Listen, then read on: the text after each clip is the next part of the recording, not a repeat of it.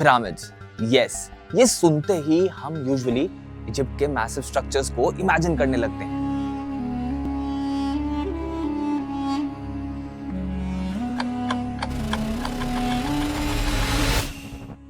ये सिर्फ एक आर्किटेक्चरल मार्वल नहीं बल्कि हमेशा से ही ह्यूमन क्यूरियोसिटी का सेंटर रहे हैं। इनकी बनावट, इनकी हिस्ट्री और इनसे जुड़ी हुई सभी मिस्ट्रीज स्कॉलर्स, आर्कियोलॉजिस्ट और एंथुसियास्ट को हर वक्त इंट्रिग करती आई हैं।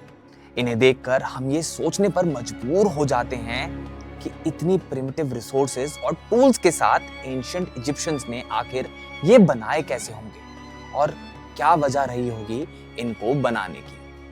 तो चलिए, जैसे हमने आपको अपनी दूसरी वीडियो में ताजमहल के चौंकाने वाले सीक्रेट्स बताए थे, आज बात करते हैं इजिप्शियन पिरामिड्स की हिस्ट्री, कंस्ट्रक्शन और इनसे जुड़े कुछ ऐसे इंटरेस्टिंग फैक्ट्स और थ्योरीज की जो आपको अमेज कर देंगे। Built as gargantuan tombs of shining white limestone, how were these mausoleums constructed, hundreds of feet high? आज से कुछ 4700 साल पहले शुरू हुई थी इजिप्शियन पिरामिड्स की कहानी सक्कारा से, जो एंशिएंट इजिप्शियन कैपिटल मेम्फिस के नेक्रोपोलिस या बरियल प्लेस का पार्ट है। यहाँ जो सबसे पुराना पिरामिड पाया गया है वो है पिरामिड ऑफ जोसर। इसे 2630 BCE में किंग जोसर, जो सेकेंड रूलर थे इजिप्ट की थर्ड डायनेस्टी के, उनके लिए बनाया गया था। ये 6 मस्तबों यानी स्टेप्स से मिलकर बना है, इसलिए ये स्टेप पिरामिड के नाम से भी मशहूर है। वैसे तो दुनिया भर के रीजन्स जैसे मेक्सिको, सूडान, चाइना और अमेरिका में हजारों एंशिएंट पिरामिड्स हैं, लेकिन अगर स्पेसिफिकली इजिप्ट की बात करें तो वहां लगभग 118 पिरामिड्स डिस्कवर किए जा चुके हैं। ये आंसर आपको गूगल करने से तो मिल जाएगा, बट कुछ स्कॉलर्स के मुताबिक एग्जैक्ट नंबर बता पाना थोड़ा मुश्किल है। हाँ, भले ही ये एक डिबेटेबल पॉइंट है, लेकिन जितने भी पिरामिड्स हैं उनमें से सबसे ज्यादा फेमस और लार्जेस्ट पिरामिड है the great pyramid of Giza, जो इजिप्ट के गीजा प्लेटू पर सिचुएटेड है। ग्रेट पिरामिड ऑफ गीजा को बनवाने का क्रेडिट खुफू को जाता है, जो कि फोर्थ डायनेस्टी के pharaoh यानी किंग थे, जिनका ग्रीक नाम कियोप्स था। क्योंकि ये उनके शासनकाल के दौरान बनवाया गया था, इसलिए ये पिरामिड खुफू या कियोप्स के नाम से भी जाना जाता है। खुफू pharaoh स्नेफरू के बेटे थे, जो खुद एक बहुत सक्सेसफुल पिरामिड बिल्डर थे। वो फोर्थ डायनेस्टी के फर्स्ट pharaoh थे। उन्होंने अपने 45 साल के राज के दौरान 3 पिरामिड्स बनवाए। उनकी पहली 2 कोशिशें सफल नहीं हुई, लेकिन उन्होंने फाइनली रेड पिरामिड बनवाया, जो पहला ट्रू पिरामिड कहलाया गया। खुफू ने भी अपने फादर के फुटस्टेप्स फॉलो किए और ग्रैंड टूम बनवाने का फैसला किया, जो ग्रेट पिरामिड के रूप में दुनिया के सामने आया। इसी के पास 2 और पिरामिड्स हैं, pyramid of Khafre and pyramid of Menkaure. Pyramid of Khafre, जिसकी हाइट 471 फीट है, ये साइज में थोड़ा छोटा है as compared to the great pyramid of Giza. कहा जाता है कि ये खुफू के बेटे खाफरे के लिए बनवाया गया था। बात करें पिरामिड ऑफ मेनकुरे की, तो ये सबसे छोटा है इन तीनों में। इसकी हाइट 218 फीट है। इसको मेनकुरे ने बनवाया था। ये खाफरे के बेटे थे। लेकिन इन सभी पिरामिड्स में सबसे famous great pyramid of Giza ही क्यों है? चलिए समझते हैं। ये पिरामिड ओरिजिनली 147 मीटर यानी 481.4 फीट टॉल था जब इनिशियली बनाया गया था। ये एंशिएंट वर्ल्ड के 7 वंडर्स में से एक है और आज भी एग्जिस्ट करने वाला इकलौता वंडर है जिसे स्पेस से भी देखा जा सकता है। ग्रेट पिरामिड ऑफ गीजा 3800 सालों तक इंसानों के द्वारा बनाया हुआ दुनिया का सबसे ऊंचा स्ट्रक्चर भी था, जब तक सन 1092 में इंग्लैंड में लिंकन कैथेड्रल बनकर खड़ा नहीं हो गया। इस पिरामिड की कंस्ट्रक्शन अराउंड 2560 BCE में हुई थी, मतलब ये आज से तकरीबन 4600 साल पुराना है। लेकिन क्या वजह रही होगी इसको बनाने के पीछे? इस पे काफी सारे इंटरेस्टिंग थ्योरीज हैं जो आप में से कुछ ने शायद सुनी भी नहीं हो, जैसे royal tomb theory. Sir William Matthew Flinders Petrie, जो ब्रिटिश नेविगेटर और कार्टोग्राफर थे, उन्होंने अपनी राइटिंग में लिखा, ये सबसे ज्यादा फेमस थ्योरी है। इसके अकॉर्डिंग गीजा के पिरामिड्स का मेन पर्पस इजिप्शियन pharaohs के लिए टूम बनाने का था। Specially great pyramid of Giza की बात करें तो ये खुफू की डेथ के बाद उनकी बॉडी को ममीफाई करके प्रिजर्व करने और उनके साथ उनके पोजेशंस को भी बरी करने के लिए डिजाइन किया गया था। इजिप्शियंस का बिलीव था कि pharaohs गॉड के रिप्रेजेंटेटिव्स होते हैं और वो उनके आफ्टर लाइफ में काफी यकीन रखते थे। इसलिए उनका मानना था कि pharaohs को मरने के बाद हर जरूरी चीज मिलनी चाहिए। कुछ एंशिएंट इजिप्शियन टेक्स्ट और एडवांस टेक्नोलॉजी जैसे म्यून रेडियोलॉजी यूज करके जो आर्कियोलॉजिकल एविडेंस मिले हैं, उनके अकॉर्डिंग पिरामिड्स के अंदर किंग्स चैम्बर, क्वींस चैम्बर और कुछ छोटे चैम्बर्स पाए गए हैं। ये इस थ्योरी को सपोर्ट करते हैं कि पिरामिड्स pharaohs के बरियल स्ट्रक्चर्स थे और उनकी सोल्स को इटर्नल लाइफ प्रोवाइड करने के लिए डिजाइन किए गए। एस्ट्रोनॉमिकल थ्योरी, ये थ्योरी सजेस्ट करती है कि गीजा के प्राइमरली 3 पिरामिड्स का अलाइनमेंट ओरियंस बेल्ट के स्टार्स अलनीताक, अलनीलाम और मिंताका से ऑलमोस्ट मैच करता है, जो ओरियंस कॉन्स्टेलेशन का एक वेल नोन पार्ट है। माना जाता है कि पिरामिड्स की कंस्ट्रक्शन के समय इजिप्शियंस ने स्टार्स और सेलेस्टियल बॉडीज के मूवमेंट को ऑब्जर्व किया होगा, तभी great pyramid of Giza, pyramid of खाफरे और पिरामिड ऑफ मेनक्यूरे की पोजीशंस इन तीनों स्टार्स के साथ अलाइन करती है। और तो और इन पिरामिड्स के कंस्ट्रक्शन और alignment cardinal direction north, south, east, west के साथ भी ऑलमोस्ट मैच करती है।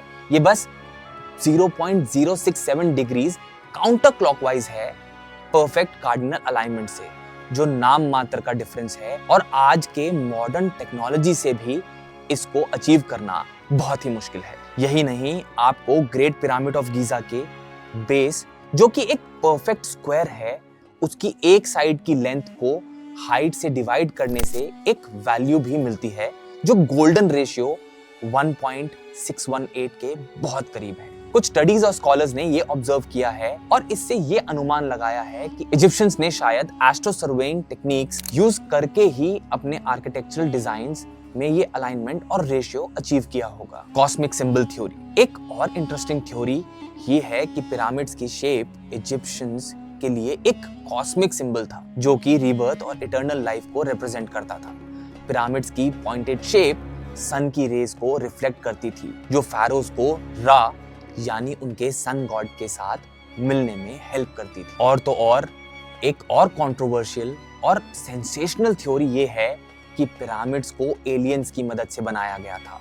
कुछ लोगों का कहना है कि इतने प्रिसाइज और massive construction ancient human civilization के बस की बात नहीं थी। उनके मुताबिक जो लोग इजिप्शियन पिरामिड और दूसरे एंशिएंट स्ट्रक्चर्स बनाते थे, उन्होंने शायद एक एलियन से मिले हुए इंस्ट्रक्शन मैनुअल का पालन किया होगा, यानी कि ये स्ट्रक्चर्स बनाने में उन्हें एक्स्ट्रा टेरेस्ट्रियल बीइंग्स यानी एलियन से गाइडेंस मिली। वो ये भी मानते थे कि पिरामिड्स एक्स्ट्रा टेरेस्ट्रियल के लिए एक तरह से नेविगेशनल टूल थे, जो अर्थ को स्पेस से लोकेट करने में उनकी हेल्प करते थे। ये थ्योरी यहीं खत्म नहीं होती, इसमें एक और इंटरेस्टिंग ट्विस्ट है, और वो ये कि मानने वाले ये तक मानते हैं कि इसमें लिजर्ड लाइक एलियन बीइंग्स यानी लिजर्ड पीपल भी शामिल थे। खैर दोस्तों, पिरामिड से जुड़ी इन थ्योरीज का तो कोई एंड नहीं है और इनको किसी ठोस एविडेंस के बिना मानना भी मुश्किल है। लेकिन जो बात हमें ही नहीं मॉडर्न इंजीनियर्स को भी हैरान करती है,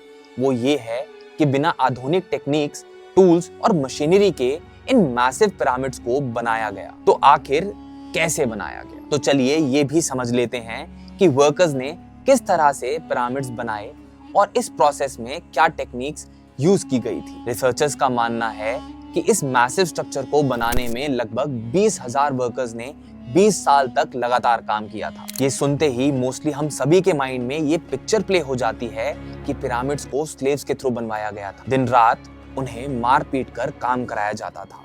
लेकिन दोस्तों, ऐसा नहीं है।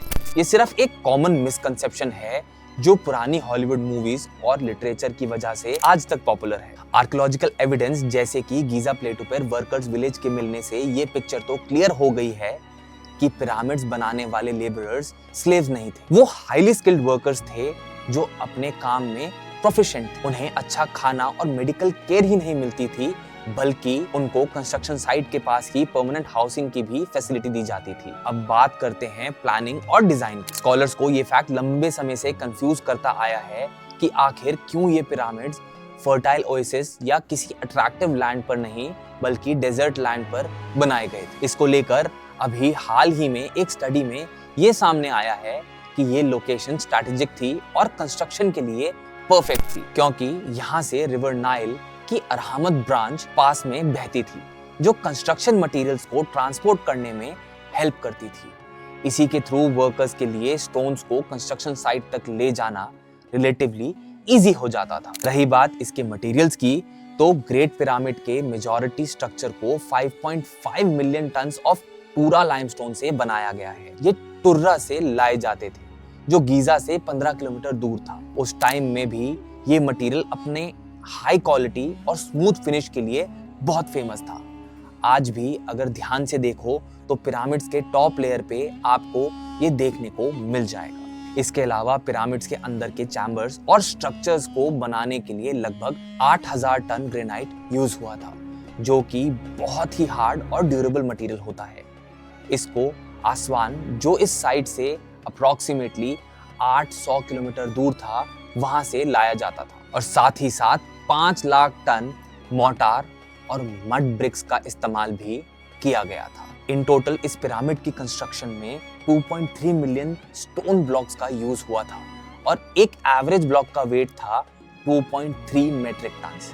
ये सुन के आप सोच रहे होंगे इतने हैवी स्टोन्स को मूव करना और इतने प्रिसिजन से प्लेस करना कैसे पॉसिबल था, वो भी उस समय में। तो साइंटिस्ट का मानना है कि ancient Egyptians wooden sledges, ropes, log rollers and levers का यूज करते थे। यही नहीं, एक स्टडी में ये भी पाया गया है कि ये लोग वेट सैंड्स का यूज भी करते थे ताकि फ्रिक्शन कम हो और ब्लॉक्स को खींचना इजी हो जाए। इसको बनाने की प्रोसेस की बात करें, सबसे पहले फाउंडेशन प्रिपेयर की जाती थी, जिसके लिए पिरामिड्स के एजेस के आसपास लेवल करके बेस के लिए ये लोग सैंडस्टोन ब्लॉक्स का यूज करते थे।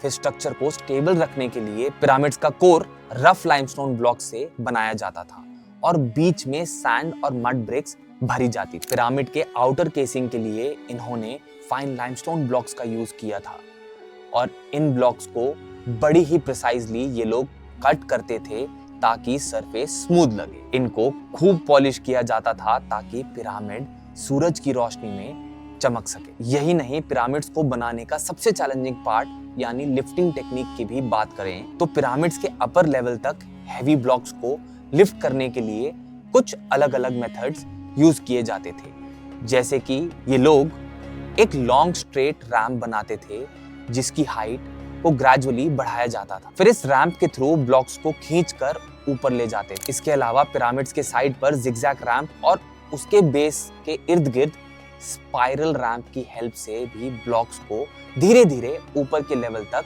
ले जाया जाता था। इन शॉर्ट, ये कहना गलत नहीं होगा कि उस समय में इजिप्शियंस ने जो कर दिखाया वो सच में ह्यूमन हिस्ट्री का एक रिमार्केबल फीट और हो भी क्यों ना। जरा सोचिए, इतने साल बीत गए और फिर भी ये पिरामिड्स अपनी जगह पर मजबूती से खड़े हैं। तो दोस्तों, ये थी कहानी मिस्र यानी इजिप्ट के पिरामिड्स और उनकी इंटरेस्टिंग हिस्ट्री की। वैसे तो हर एक पिरामिड एक साइंटिफिक और आर्किटेक्चरल मार्वल है जो पुराने जमाने के लोगों की इंटेलिजेंस और हार्ड वर्क का प्रमाण है, लेकिन इनके कंस्ट्रक्शन और पर्पस के बारे में जो थ्योरीज हैं वो हैं तो काफी फैसिनेटिंग, पर कितनी सच हैं ये बता पाना मुश्किल है। मे बी फ्यूचर में हमें और आपको इसका जवाब मिल जाएगा। तब तक हमें नीचे कमेंट्स में जरूर बताएं कि आपको क्या लगता है पिरामिड्स का रियल पर्पस क्या था। क्या ये सिर्फ टूम्स थे या इनकी कंस्ट्रक्शन और अलाइनमेंट किसी और ही तरफ इशारा करती है। आज के लिए इतना ही, फिर मिलेंगे एक नई वीडियो के साथ। Thanks for watching the video and see you in the next video.